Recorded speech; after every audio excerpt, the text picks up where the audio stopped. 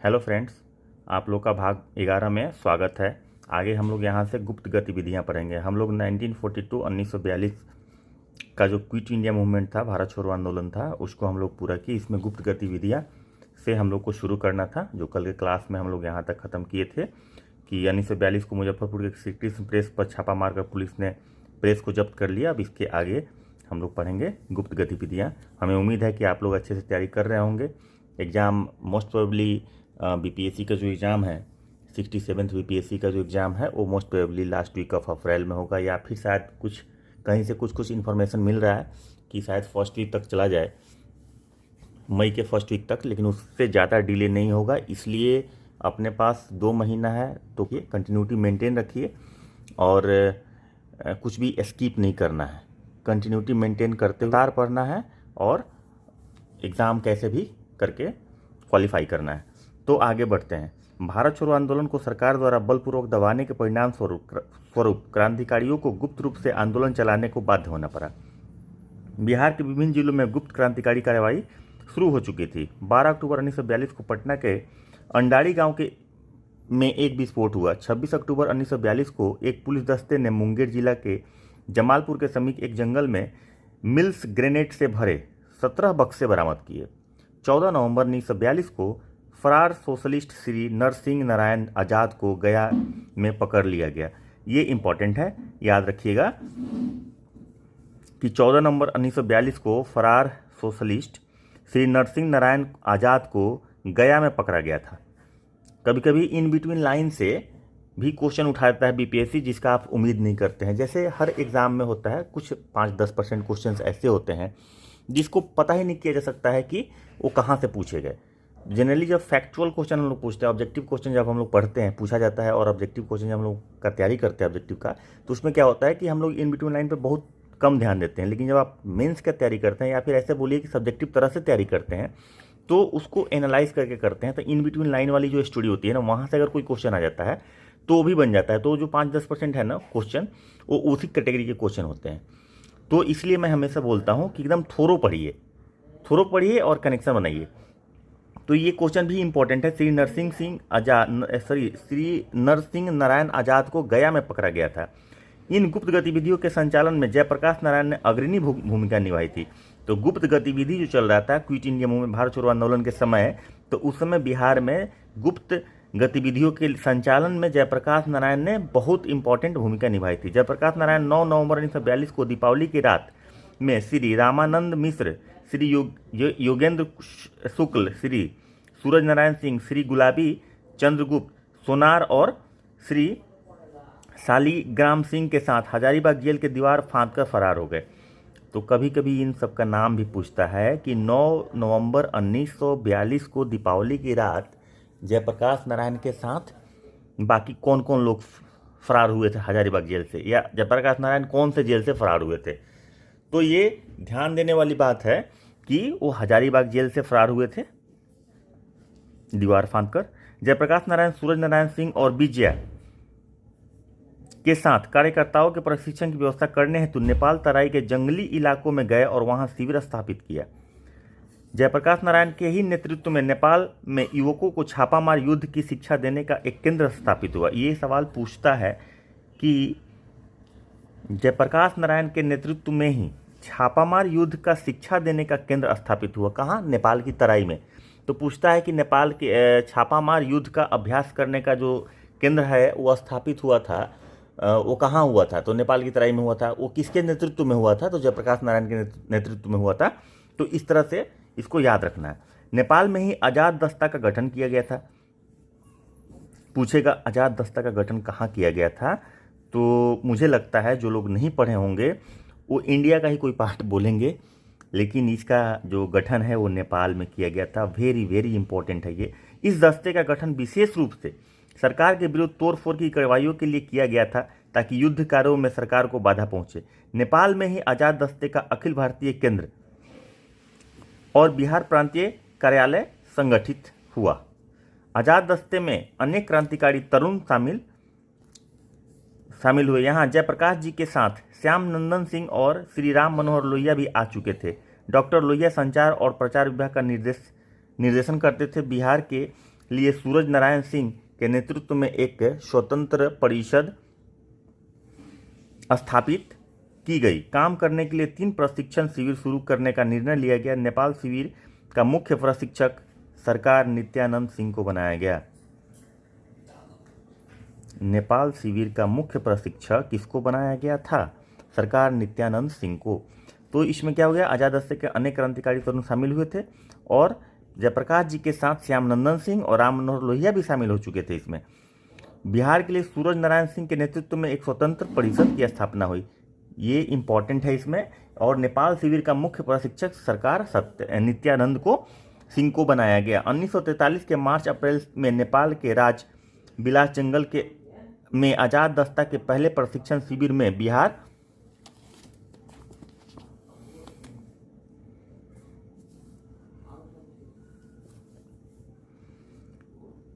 के 25 युवकों को अग्नि अस्त्रों को चलाने की शिक्षा दी गई।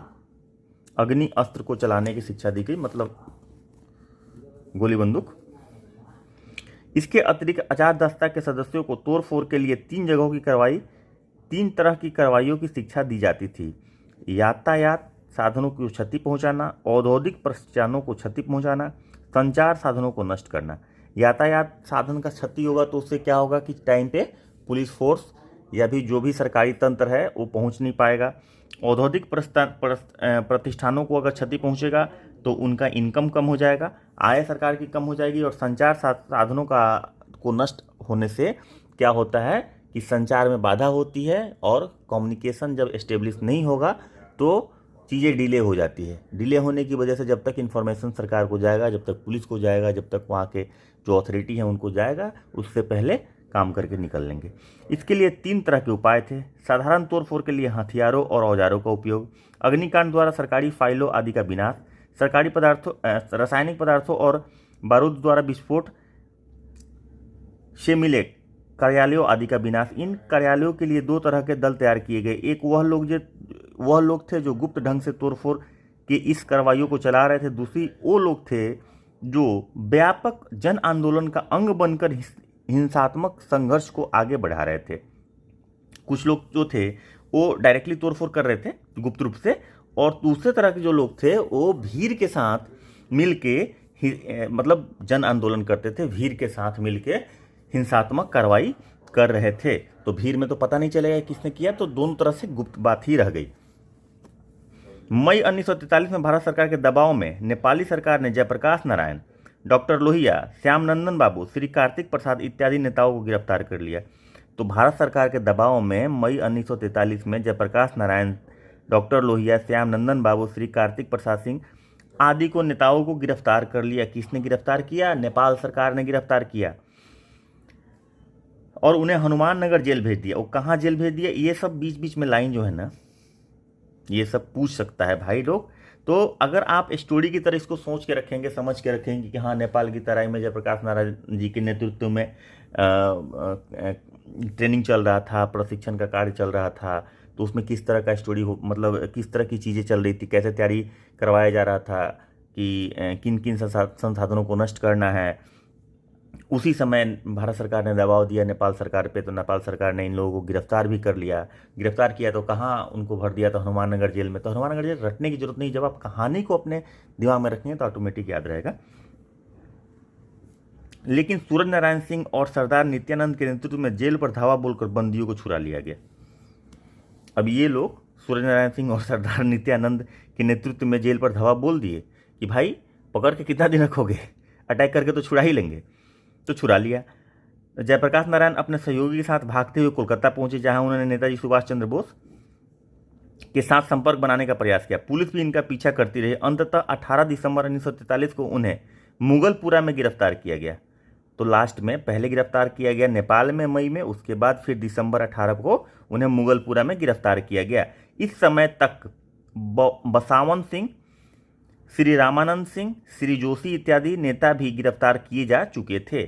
7 जुलाई 1944, अब 44 में आ गए, को श्री कार्तिक प्रसाद तथा भुवनेश्वर यादव की भी गिरफ्तार कर ली गई। इन गिरफ्तारी से आजाद दस्ते के कार्य को मंद और स्थिर कर दिया। इतनी सारी गिरफ्तारियां होगी तो जो भी एक्टिव लीडर्स थे, जो भी मार्गदर्शक थे, जिनका नेतृत्व में ये गतिविधियां हो रही थी, उसमें जितने भी जो महत्वपूर्ण नेता थे उनको गिरफ्तारी हो गई। तो जाहिर सी बात है कि जो एक्टिविटीज़ थी, जो शैक्षणिक प्रशिक्षण प्रक्रिया थी, जो आंदोलन चल रहा था, वो धीमा तो पड़ना स्वाभाविक था। तो ये धीमा पड़ गया। बिहार में क्रांतिकारी गतिविधियों को जारी रखने तथा प्रशासन को पंगु बनाने में सियाराम सिंह के नेतृत्व में सियाराम बल ने काफ़ी योगदान किया। सरकार को पंगु बनाया, प्रशासन को, और क्रांतिकारी गतिविधियों को बढ़ाया। ये किसके नेतृत्व में हुआ बिहार में? सियाराम सिंह के नेतृत्व में सियाराम दल ने किया। इन दल के कार्यक्रम में 4 मुख्य बातें थी: धन संचय, शस्त्र चलाने का प्रशिक्षण और सरकार का विरोध करने के लिए जन संगठन। इस दल को कुछ लोग स्वेच्छा से धन देते तथा कभी कभी यह दल राजनीतिक डकैतियां भी डालता था। शस्त्र चलाने का प्रशिक्षण सरदार नित्यानंद सिंह और पार्थ ब्रह्मचारी देते थे। शस्त्र चलाने का प्रशिक्षण सियाराम दल को कौन देता था? तो सरदार नित्यानंद सिंह और पार्थ ब्रह्मचारी देते थे। इस दल का प्रभाव मुंगेर, भागलपुर, किशनगंज, बलिया, पूर्णिया आदि जिलों में था। बीहपुर इलाके में इस दल ने एक तरह की समानांतर सरकार स्थापित कर दी। कहाँ पे की? बीहपुर इलाके में। किसने की? सियाराम दल ने। तो बीहपुर इलाके में किस दल ने एक समानांतर सरकार स्थापित कर ली थी? तो वो थी सियाराम दल ने बीहपुर इलाके में समानांतर सरकार। यह दल 1943-44 के दौरान सक्रिय रहा। 29 अगस्त 1943 को सियाराम सिंह ने 150 साथियों के साथ सोनबरसा थाने पर उनके अत्याचार के खिलाफ हमला कर दिया, जिसमें सरदार नित्यानंद सिंह शहीद हो गए। तो सरदार नित्यानंद सिंह शहीद हो गए। इसमें प्रशिक्षण देते थे शस्त्र चलाने का। ये जो हमला हुआ था सोनवर्षा के थाना पर, उसमें भागलपुर इलाके में छापामार तरीके तथा हिंसात्मक ढंग से क्रियाशील कुछ अन्य क्रांतिकारी दलों में परशुराम दल और महेंद्र गोप के दल उल्लेखनीय थे। श्री परशुराम सिंह मई 1943 में गिरफ्तार कर लिए गए। इन दलों की गतिविधियों में ने जनता की भावना को बरकरार रखा।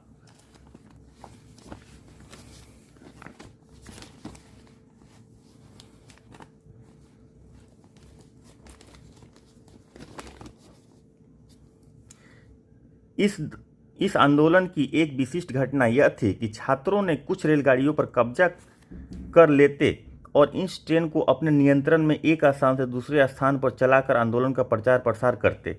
इस ट्रेन का नाम स्वराज ट्रेन दिया गया। इसने भारत छोड़ो आंदोलन को आगे बढ़ाने में काफ़ी मदद की। ये सवाल मेंस का पूछा हुआ है, ये इंपॉर्टेंट है, मुझे ध्यान है कि इस तरह का सवाल कुछ था। तो ये स्वराज ट्रेन ध्यान में रखेंगे, इसको छात्रों ने कब्जे में लिया था।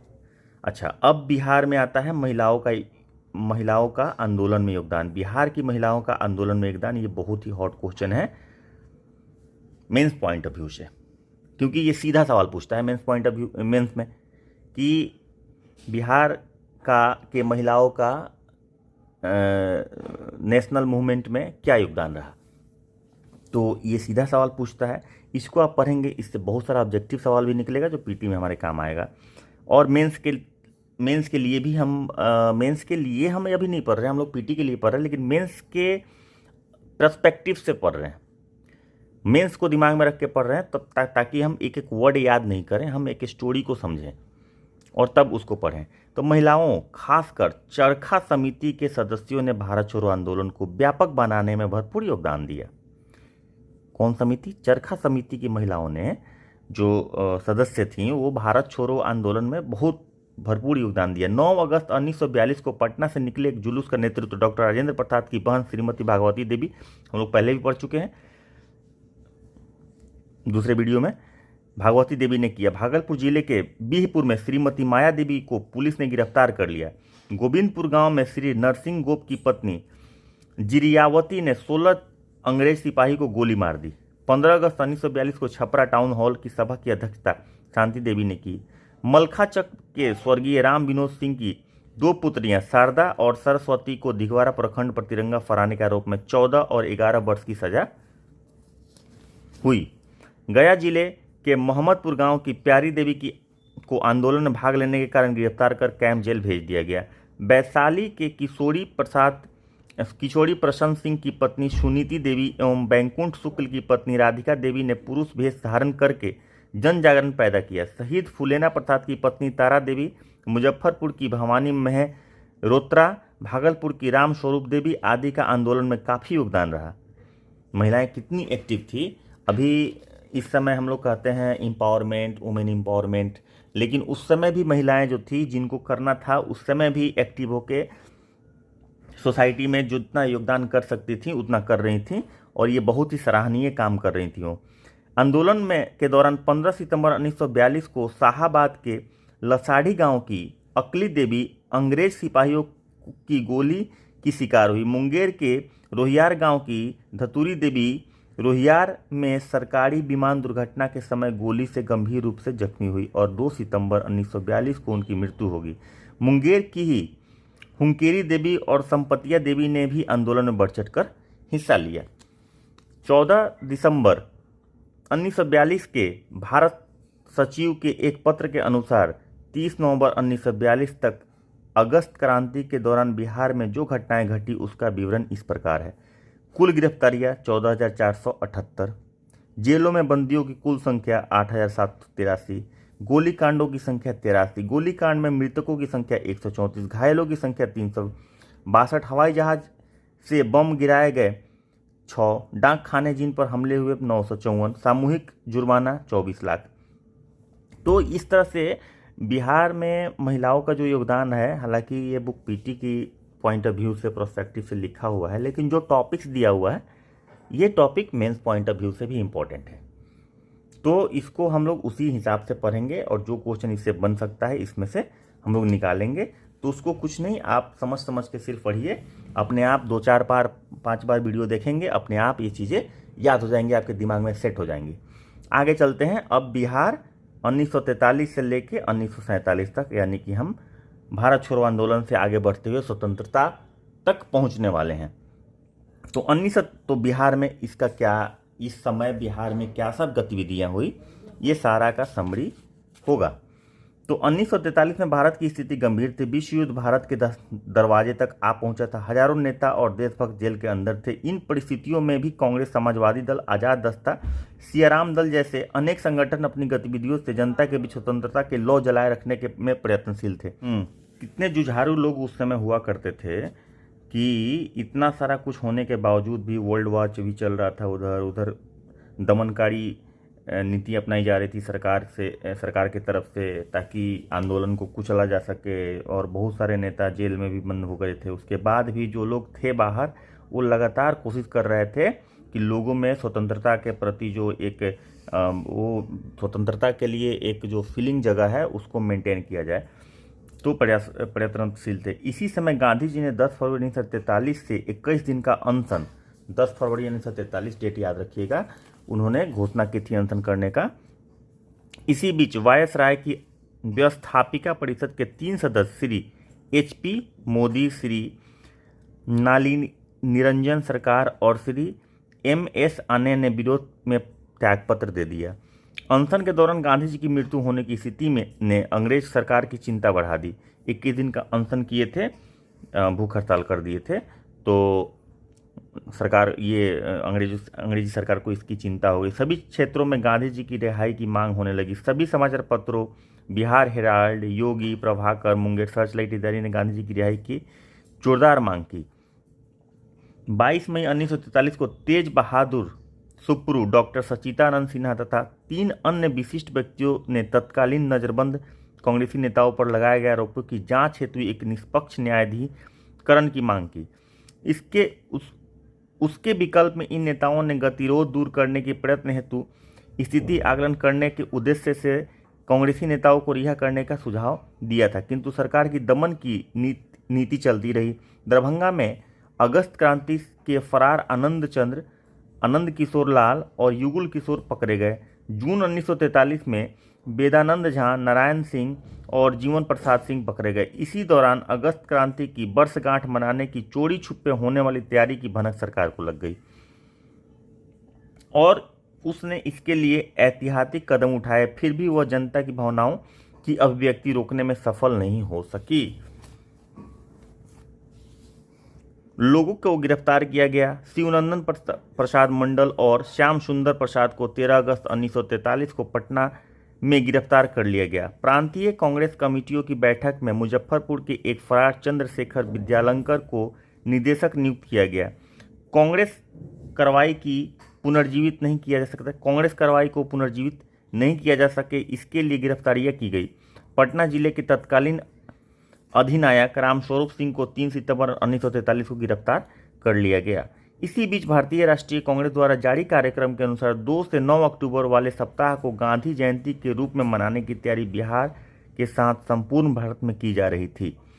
गांधी जयंती उस समय शुरुआत करने की बात कही जा रही थी। कार्यक्रम का प्रारूप इस प्रकार था: 2 अक्टूबर को प्रार्थना दिवस, 3 अक्टूबर को छात्र दिवस, 4 अक्टूबर को ब्रितानी बहिष्कार दिवस, 5 अक्टूबर को महिला दिवस, 6 अक्टूबर को खादी संघर्ष दिवस, 7 अक्टूबर को रचनात्मक कार्य दिवस, 8 अक्टूबर को कांग्रेस दिवस, 9 अक्टूबर को हड़ताल दिवस। इस तरह से 2 से 9 तारीख तक गांधी जयंती के रूप में मनाने की तैयारी चल रही थी। बिहार सरकार ने इस समारोह को नहीं होने देने के आदेश जारी किए, परंतु जनता ने गांधी सप्ताह तय कार्यक्रम के अनुसार अनेक जगहों पर मनाया। मतलब लोग माने नहीं, सरकार चेतावनी देती रही लेकिन लोग माने नहीं, लोग अपनी भावनाओं को एक्सप्रेस किए। 1943 के मध्य अक्टूबर में लॉर्ड वेबल वायसराय बनकर भारत आए। लॉर्ड वेबल, इनका भी नाम बहुत फेमस है हिस्ट्री में। लॉर्ड वेबल वायसराय बनकर भारत आए। इसी समय चक्रवर्ती राजगोपालाचारी ने सांप्रदायिक समस्या के समाधान के लिए एक फार्मूला सुझाया जो सीआर फार्मूला के नाम से जाना जाता है। सीआर फार्मूला आप लोग को पता होगा। इस फार्मूले में मुस्लिम लीग के अधिक से अधिक बातें मानने का सुझाव था। इसी समय 22 फरवरी 1944 को गांधी जी की पत्नी कस्तूरबा गांधी 22 फरवरी 1944 को गांधी जी की पत्नी कस्तूरबा गांधी का देहांत हो गया।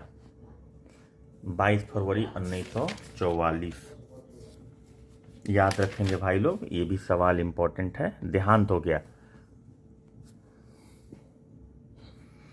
देश भर में संवेदना प्रस्ताव स्वीकृत किए गए। बिहार में भी शोक मनाया गया। दुर्भाग्यवश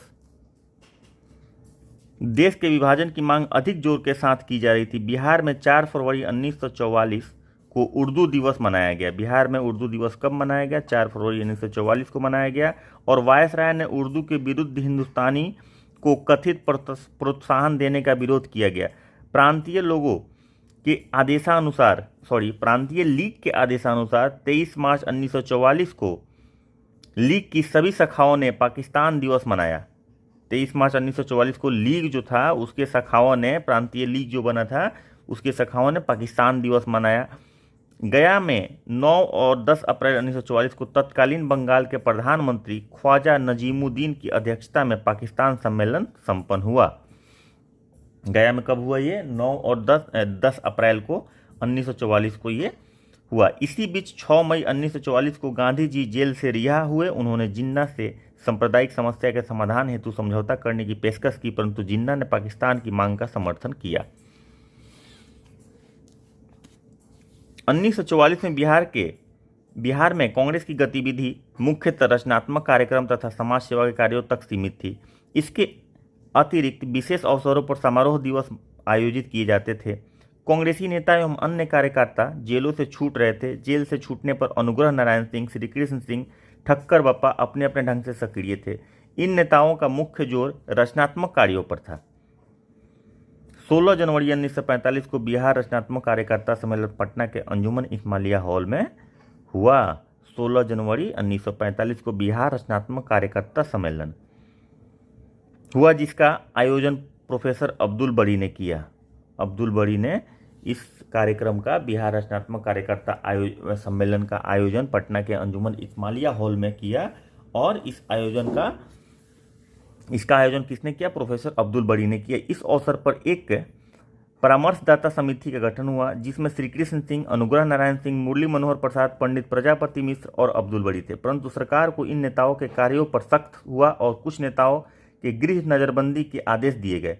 इस संदर्भ में अनुग्रह नारायण सिंह 13 फरवरी 1945 को बिहार के गवर्नर से मिले और उनकी शंकाओं को दूर करने का प्रयास किया। बाद में सरकार ने नजरबंद आदेश को रद्द घोषित कर दिया। जून 1945 में सरकार ने राजनीतिक गतिरोध दूर करने के लिए एक सुझाव दिया, जिस पर 21-22 जून को शिमला सम्मेलन आयोजित हुआ, परंतु जिन्ना को केंद्रीय व्यवस्थापिका परिषद के लिए लॉर्ड वेवेल का प्रस्ताव स्वीकार्य नहीं था। इसकी वजह से यह सम्मेलन असफल हो गया। 19 दिसंबर 1945 को वायसराय तथा ब्रिटेन के प्रधानमंत्री ने भारतीय गतिरोध को दूर करने के लिए अंग्रेज सरकार द्वारा जो कदम उठाया जाने वाला था उसका संकेत प्रसारित भाषणों में एक साथ दिया गया। इसमें भारतीय प्रांतीय परिषदों एवं केंद्रीय असेंबली के चुनाव प्रस्तावित थे। इसमें क्या था? भारतीय प्रांतीय परिषद का चुनाव और केंद्रीय असेंबली का चुनाव प्रस्ताव किया गया था। साथ ही शीघ्र ही एक संविधान निर्मात्री परिषद बुलाने का प्रस्ताव किया गया था। संविधान बनाने के लिए एक परिषद बुलाने का भी प्रस्ताव था। कांग्रेस ने इस प्रस्ताव को असहमति व्यक्त करने के बावजूद आसन्न चुनाव में भाग लेने का निर्णय लिया। मतलब प्रस्ताव पर असहमति व्यक्त किया, लेकिन उसके बावजूद भी चुनाव में भाग लेने का निर्णय लिया अनमने मन से। बिहार में चुनाव की तैयारी में जनवरी 1946 में कांग्रेस संसदीय अभिसद बोर्ड ने प्रांतीय विधानसभा के लिए अपने प्रत्याशियों का मनोनीत किया। मुस्लिम निर्वाचन मंडल से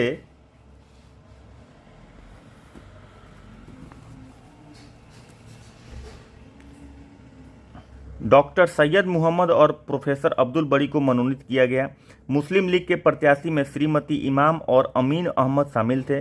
बिहार के श्री कृष्ण सिंह, श्री अनुग्रह नारायण सिंह, राजेंद्र प्रसाद ने चुनाव की तैयारी के तहत विभिन्न जिलों का दौरा किया। राष्ट्रीय नेताओं में सरदार वल्लभ भाई पटेल, पंडित जवाहरलाल नेहरू, हरि विष्णु कामत ने चुनावी सभाओं में भाषण दिए। मार्च 1946 में चुनाव परिणाम घोषित हुए। मार्च में 1946 में चुनाव परिणाम घोषित होता है। बिहार विधानसभा की 152 जगहों में से कांग्रेस के 98, मुस्लिम लीग के 35, मोमिन के 5, आदिवासी 3 और निर्दलीय 12 सदस्य निर्वाचित हुए थे। इस समय भी कांग्रेस मेजोरिटी में आई थी। 30 मार्च 1946 को श्री कृष्ण सिंह के नेतृत्व में कांग्रेस मंत्रिमंडल में शपथ ग्रहण की। मंत्रिपरिषद धारण करने वाले अन्य नेता थे श्री अनुग्रह नारायण सिंह, डॉक्टर सैयद महमूद, जगलाल चौधरी, रामचरित्र सिंह, बद्रीनाथ शर्मा, कृष्ण बल्लभ सहाय, विनोदानंद झा, अब्दुल कयूम अंसारी। इसी बीच 12 अप्रैल 1946 को कांग्रेस समाजवादी पार्टी पर से प्रतिबंध हटाकर जयप्रकाश नारायण को रिहा कर दिया गया। इसी बीच 12 अप्रैल 1946 को कांग्रेस समाजवादी पार्टी पर से प्रतिबंध हटाकर जयप्रकाश नारायण को रिहा कर दिया गया। बिहार में नए मंत्रिमंडल के पदभार ग्रहण करते ही पुलिस ने खाद्य वितरण तथा राशन में कटौती को लेकर असंतोष था। कई स्थानों पर पुलिस ने हड़ताल किया। हड़तालियों के नेता रामानंद तिवारी थे। पुलिस हड़ताल जो हुआ था सरकार बनने के तुरंत बाद, जो हुआ था क्यों? खाद्यान्न वितरण जो राशन है उसमें कटौती को लेकर पुलिस हड़ताल हुई थी और पुलिस हड़तालियों के नेता जो थे वो रामानंद तिवारी थे। इसी बीच 24 मार्च 1946 को ब्रिटिश मंत्रिमंडल के 3 सदस्य पैथिक लॉरेंस, स्टैनफोर्ड क्रिप्स और एपी एलेक्जेंडर पर आधारित कैबिनेट मिशन भारत आया। कैबिनेट मिशन 46 में आया था, 1946 में वो आया था 24 मार्च 1946 को, जिसको कैबिनेट मिशन बोलते हैं। अच्छा, क्रिप्स मिशन जो 1942 में आया था, तो क्रिप्स मिशन में वही क्रिप्स, स्टैनफोर्ड क्रिप्स आए थे और इसमें 2 और एडिशनल सदस्य थे। वो थे पैथिक लॉरेंस और एपी एलेक्जेंडर। इनका नाम दिया था कैबिनेट मिशन दिया गया था। ये जो 3 लोग मिलकर आए थे तो ये कैबिनेट मिशन कहलाया।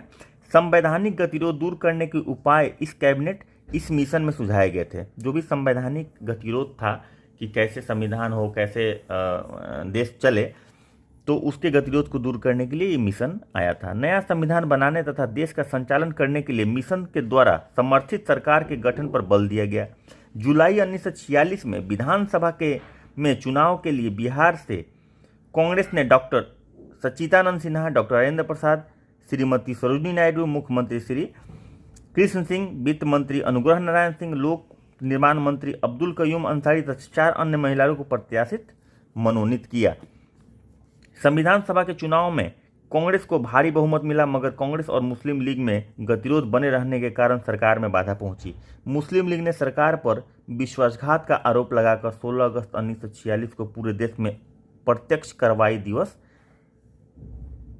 मनाने का ऐलान किया, जिससे सांप्रदायिक तनाव बढ़ गया। अंततः 2 सितंबर 1946 को कांग्रेस द्वारा सरकार का गठन किया गया। डायरेक्ट एक्शन दिवस, जिसको डायरेक्ट एक्शन डे बोला जाता है, वो उससे क्या हुआ था कि सांप्रदायिकता फैल गई थी देश भर में। तो ये एक मुस्लिम लीग का एक अच्छा कार्रवाई नहीं था, ये इस तरह से नहीं करना चाहिए था। तो 2 सितंबर 1946 को कांग्रेस द्वारा सरकार का गठन किया गया। औपचारिक रूप से यह एक परिवर्धित कार्यपालिका परिषद थी और पंडित नेहरू इसके उपाध्यक्ष थे। इसके सदस्य थे पंडित जवाहरलाल नेहरू, सरदार पटेल, डॉक्टर राजेंद्र प्रसाद, श्री शरदचंद्र बोस, श्री जगजीवन राम, चक्रवर्ती राजगोपालाचारी, आसफ अली, डॉक्टर जान मथाई, सरदार बलदेव सिंह, श्री सफात अहमद खान, सैयद अली जहीर और श्री CH भाभा। 26 अक्टूबर 1946 को मुस्लिम लीग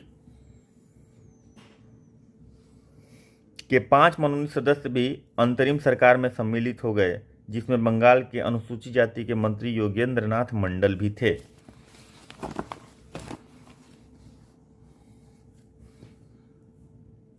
इस दौरान सबसे दुर्भाग्यपूर्ण यह था कि राजनीतिक प्रश्नों पर सांप्रदायिक तनाव और विद्वेष जोर पकड़ रहा था। बिहार में कांग्रेसी मंत्रिमंडल की स्थापना के बाद से और भी सांप्रदायिक तनाव बढ़ गया। मुस्लिम लीग के प्रत्यक्ष कार्रवाई दिवस मनाने के ऐलान ने इसमें वृद्धि की। पूर्वी बंगाल में ढाका, नोआखली और त्रिपुरा जिलों में अक्टूबर 1946 में सांप्रदायिक दंगे भड़क चुके थे। आप लोग को पता होगा कि नोआखली में सांप्रदायिक दंगा हुआ था, तो उस समय गांधी जी नोआखली गए थे। तो गांधी जी का एक बहुत ही चर्चित नोआखली का जो टूर था, जहाँ पे वो सांप्रदायिकता को कंट्रोल करने के लिए और लोगों को समझाने के लिए गए थे, ताकि ये सांप्रदायिकता से उठा हुआ जो दंगा है वो कंट्रोल किया जा सके। और त्रिपुरा जिलों में अक्टूबर 1946 में सांप्रदायिक दंगे भड़क चुके थे। पूर्वी बंगाल की प्रतिक्रिया बिहार में भी हुई। 25 अक्टूबर 1946 को पटना, छपरा और अन्य नगरों में हड़ताल रही। 26 अक्टूबर 1946 को छपरा में दंगा भड़क गया और इसमें जहानाबाद, बांका, भागलपुर जैसे अन्य जगहों को भी अपनी चपेट में ले लिया। पंडित नेहरू ने अपने 3 सहयोगियों के साथ बिहार का दौरा किया। बिहार के अन्य नेताओं ने भी बिहार का दौरा किया। पंडित नेहरू ने हवाई बमबाजी की धमकी भी दी। बिहार की प्रांतीय सरकार ने भी स्थिति को शांत करने के लिए प्रभावी एवं कठोर कार्रवाई की। इस अनेक स्थानों पर हिंदुओं पर सामूहिक जुर्माना भी लगाया गया। दिसंबर के प्रथम सप्ताह में लंदन में कांग्रेस, लीग एवं अन्य दलों की बैठक आयोजित की गई। दिसंबर के प्रथम सप्ताह यानी कि दिसंबर 1946 का प्रथम सप्ताह। यहाँ भी लीग के रवैये के कारण सहमति न हो सकी। कांग्रेस ने संविधान सभा एवं संविधान के बारे में भी लीग की सभी आशंकाओं को दूर करने का प्रयास किया, परंतु इसका कोई भी प्रभाव नहीं पड़ा। इसी तरह 9 दिसंबर 1946 को बिहार के डॉक्टर सच्चिदानंद सिन्हा को विधानसभा के प्रथम अधिवेशन की अस्थायी अध्यक्ष चुना गया। तो ये सवाल पूछता है कि संविधान सभा के प्रथम अध्यक्ष कौन थे? अस्थायी प्रथम अध्यक्ष कौन थे? तो सच्चिदानंद सिन्हा थे। और उसके बाद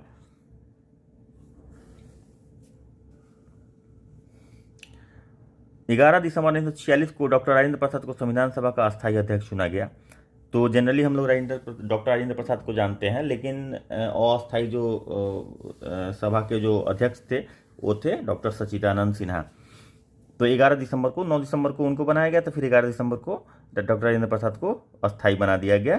संविधान सभा का दूसरा अधिवेशन 1947 के जनवरी के तीसरे सप्ताह में डॉक्टर राजेंद्र प्रसाद की अध्यक्षता में हुआ, लेकिन संविधान सभा की बैठक में मुस्लिम लीग के भाग न लेने से गतिरोध बना रहा, जिस पर अनेक नेताओं ने खेद प्रकट किया। 20 फरवरी 1947 को ब्रिटिश प्रधानमंत्री एटली ने ऐतिहासिक घोषणा की, जिसमें जून 1948 तक भारत छोड़ने की बात कही गई थी। उस समय प्राइम मिनिस्टर कौन थे? ब्रिटेन के। तो ये भी सवाल पूछता है, ये भी सवाल पूछता है कि स्वतंत्रता के समय या फिर कैबिनेट मिशन जब आया था उसके बाद या कैबिनेट मिशन के समय ब्रिटेन के प्रधानमंत्री कौन थे? तो ब्रिटेन के प्रधानमंत्री उस समय एटली थे। उन्होंने ऐतिहासिक घोषणा की और कहा था कि भारत को जून 1948 तक छोड़ देंगे। बिहार में भी ये सभी बातें चिंता के साथ देखी जा रही थी। मुस्लिम लीग के रवैये पर बिहार में भी चिंता थी।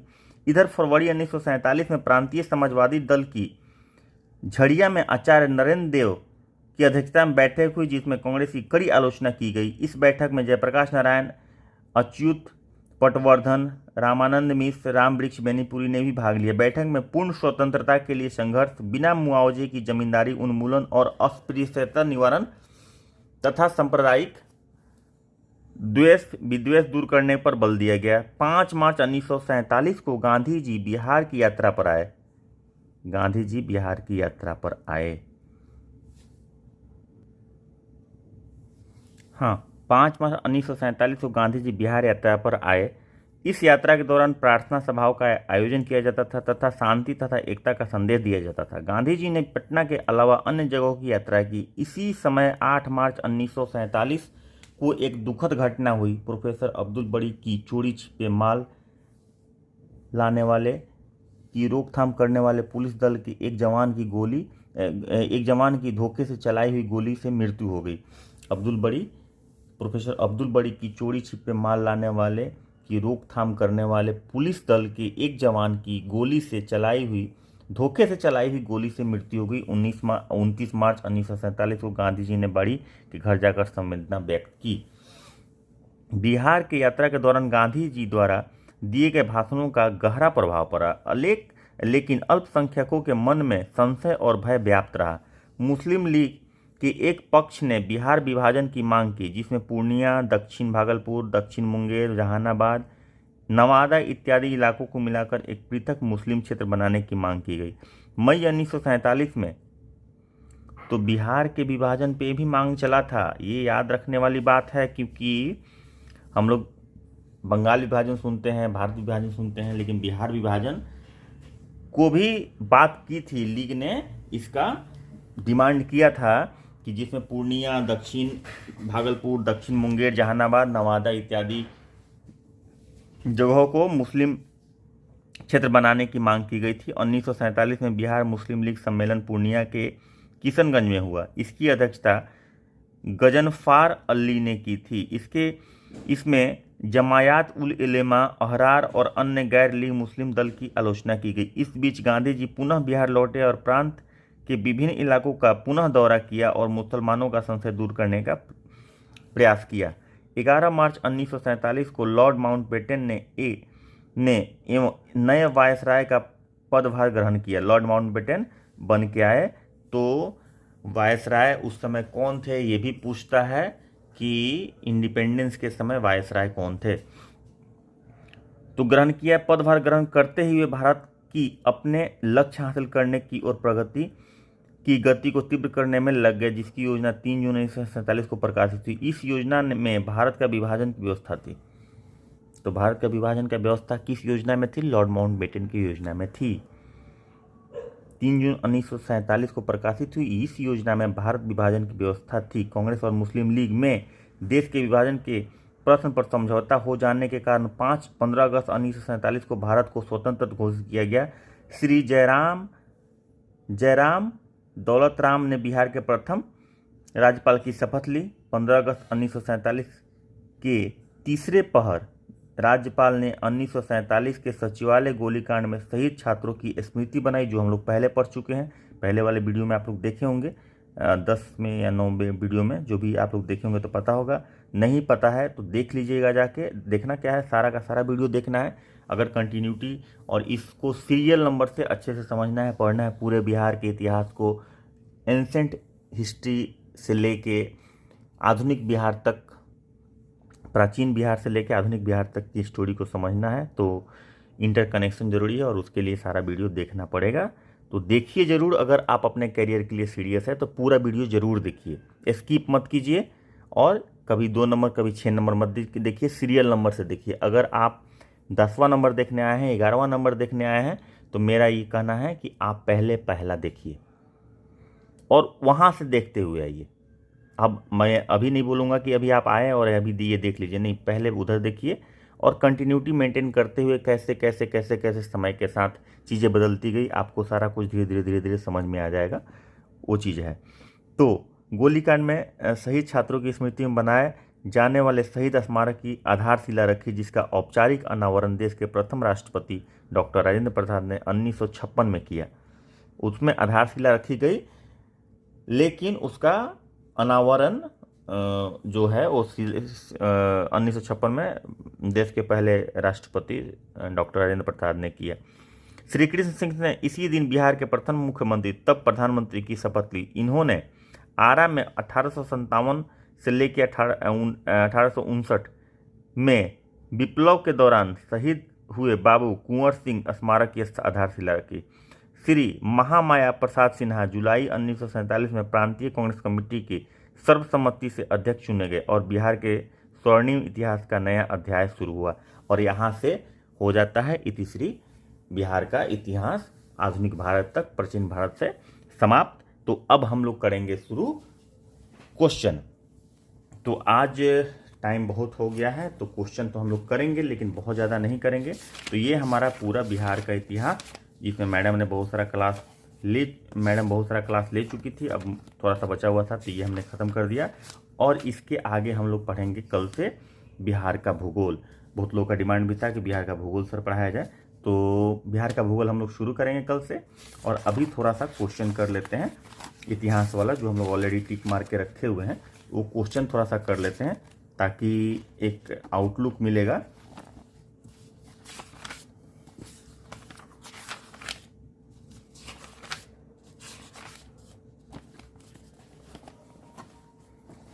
तो यहाँ से जितना क्वेश्चन करेंगे उससे आगे क्वेश्चन करते जाएंगे।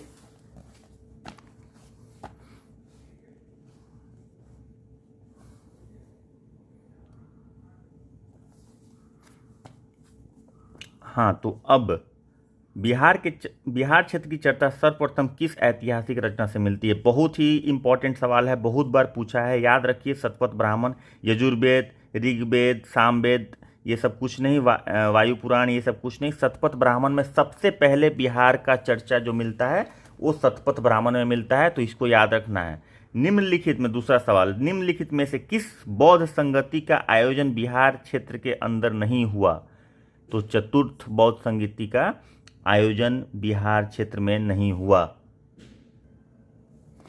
चौथा कहाँ हुआ था? चौथा हुआ था कश्मीर में।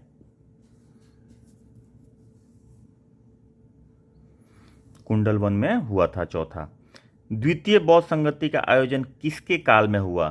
तो कालाशोक के काल में हुआ था। द्वितीय बौद्ध संगति का आयोजन कालाशोक ने के काल में हुआ था। मगध साम्राज्य का उत्कर्ष किस शासक के अधीन प्रारंभ हुआ? बिंबिसार के समय मगध साम्राज्य का उत्कर्ष शुरुआत हुआ था। बिंबिसार। अच्छा, गोपी गुफा का संबंध किस शासक से था? तो दशरथ से था। एकदम याद कर लेना है और बार बार इसको देखिए, बार बार समझ में आएगा। बार बार आप जब पहला वीडियो देखेंगे तो ये सारा सवाल आपका बन जाएगा। अभी हो सकता है कि जो लोग ये पहली बार देख रहे हैं वीडियो या दूसरी बार देख रहे हैं, मतलब जो शुरू का वीडियो नहीं देखे हैं, उनको ऐसा लग सकता है कि अरे ये क्या है, ये कैसे है, मतलब ये तो समझ में नहीं आ रहा है। कोई दिक्कत नहीं है, पहला वीडियो देखिएगा, समझ में आ जाएगा। इसलिए मैं बोल रहा हूँ लगातार वीडियो देखिए, शुरू से देखिए। गोपी गुफा का संबंध दशरथ से था। विद्या को प्रश्रय देने के क्रम में विक्रमशिला विश्वविद्यालय की संस्थापना किस शासक ने की थी? तो धर्मपाल ने की थी।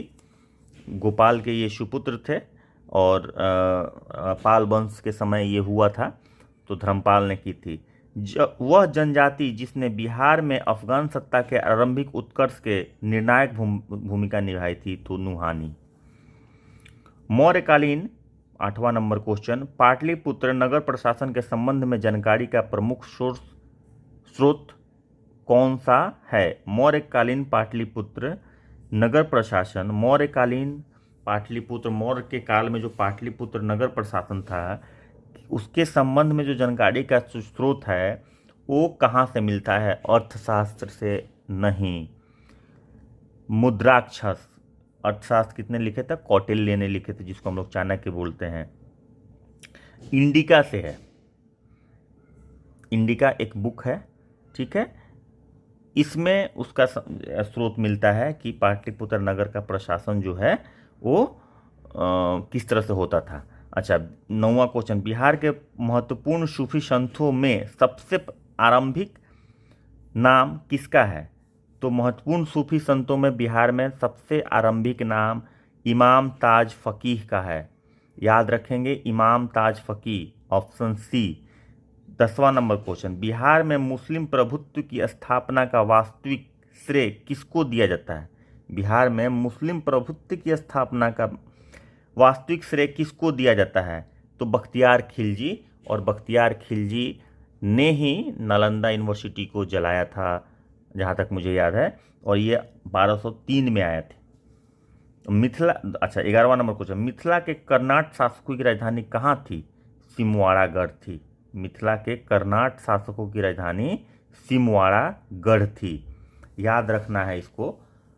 अच्छा, अभी 12 नंबर क्वेश्चन चलते हैं। तो निम्नलिखित में से किसने बोधगया में महाबोधि वृक्ष को क्षति पहुंचाई? शशांक। शशांक एक शासक थे, उस समय बौद्धिज्म बहुत बढ़ गया था, पूरे भारतवर्ष में बौद्धिज्म बहुत बढ़ गया था, तो उनको ऐसा लगा कि हिंदू धर्म खत्म हो जाएगा, तो शायद इसकी वजह से वो शायद विष्णु के उपासक थे शशांक, तो उन्होंने बहुत सारे बौद्ध विहारों पर भी शायद अटैक किया था, और उसमें ये बोधि वृक्ष को भी क्षति पहुंचाई थी। आगे क्वेश्चन है 13वां नंबर, बौद्ध धर्म के प्रचार हेतु सम्राट अशोक ने श्रीलंका किसको भेजा था? तो महेंद्र को उन्होंने श्रीलंका भेजा था। महेंद्र कौन थे? तो महेंद्र उनके बेटे थे। मलिक इब्राहिम का मकबरा कहाँ स्थित है? तो मलिक इब्राहिम का मकबरा 14वां नंबर क्वेश्चन, बिहार शरीफ में मलिक इब्राहिम का मकबरा बिहार शरीफ में स्थित है। 15वां नंबर क्वेश्चन, शेर शाह सूरी का मकबरा कहाँ स्थित है? सब जानते हैं, सासाराम में स्थित है शेर शाह सूरी का मकबरा। ये भी सवाल बहुत पूछता है। 16वां नंबर क्वेश्चन, अंग्रेज औरंगजेब के पौत्र राजकुमार अजीम ने पटना का नाम क्या रखा? अजीमाबाद रखा। तो पटना का नाम कुछ समय के लिए अजीमाबाद भी रहा था। जो अजीम नाम था, राजकुमार कौन था? तो पौत्र था। किसका पौत्र था? मतलब पोता। औरंगजेब का पोता था। वो एक बार पाटलिपुत्र आया था, तो उस समय उसने उसका नाम अजीमाबाद रखा। पटना का नाम कुसुमपुर भी रहा है। निम्नलिखित में से किस मुगल सम्राट, 17वां नंबर क्वेश्चन, मुगल सम्राट का राज्याभिषेक पटना में हुआ था? तो फर्रुखशियार का राज्याभिषेक पटना में हुआ था। अच्छा, 18वां नंबर क्वेश्चन, निम्नलिखित में से किस सिलसिले को बिहार में सबसे अधिक लोकप्रियता प्राप्त है? तो फिरदौसी सिलसिला को सबसे ज़्यादा लोकप्रियता प्रदान है बिहार में। फिरदौसी याद रखेंगे। प्रसिद्ध सूफी संत मखदूम शुरफुद्दीन अय्या मनेरी की दरगाह कहाँ स्थित है? बिहार शरीफ में स्थित है। मनेर मत मार दीजिएगा। मनेरी देख के मनेर बहुत लोग मार देते हैं, और गलती करके आते हैं, तो मनेर नहीं मारना है। मनेरी लगने का मतलब ये नहीं कि मनेर के हो गए। मनेरी लगने का मतलब उनका नाम था मनेरी, तो इसलिए लगा हुआ है। तो बिहार शरीफ है, तो बिहार शरीफ। 20वां नंबर क्वेश्चन, गुरु गोविंद सिंह का जन्म कहाँ हुआ था? सब जानते हैं, पटना साहिब, पटना में हुआ था।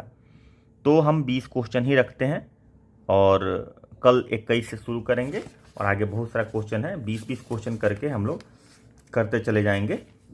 तो वीडियो को आज यहीं पे एंड करते हैं, और लगातार पढ़ते रहिए, और कंटिन्यूटी ब्रेक नहीं करना। मैं फिर से कंटिन्यूटी की बार बार बात बोल रहा हूँ। चाहे आप कोई भी काम करें, सफलता हासिल करने के लिए सबसे ज़रूरी है कि कंटिन्यूटी। तो कंटिन्यू रखिए, पहले वीडियो से लेके लास्ट तक का वीडियो देखिए, पूरी स्टोरी समझ में आएगी, और बार बार देखिए, डिस्कशन कीजिए दोस्तों के साथ।